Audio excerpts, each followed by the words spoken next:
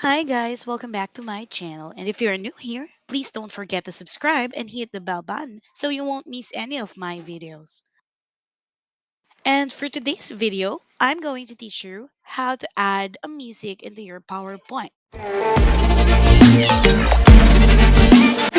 So first, you have to open your PowerPoint app on your computer, and if you have downloaded the music already, that's going to be great because it's going to be easy.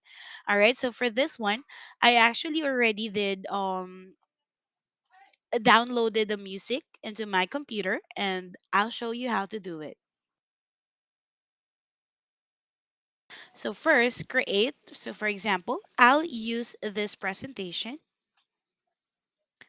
Then the next thing you're going to do is click on insert and now look at this panel and there is an audio. You can add video, audio, screen recording, but for me, I'm just going to add a music. So let's proceed with the audio. Now you can also record an audio or a downloaded as I have mentioned. So click this one. And after that, here is my downloaded music. You just have to click insert and there you go. You can already play the music.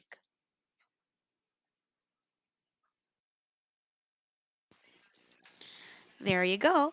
And all right, so I hope my video helped you a lot and see you on my next video. Okay, goodbye now.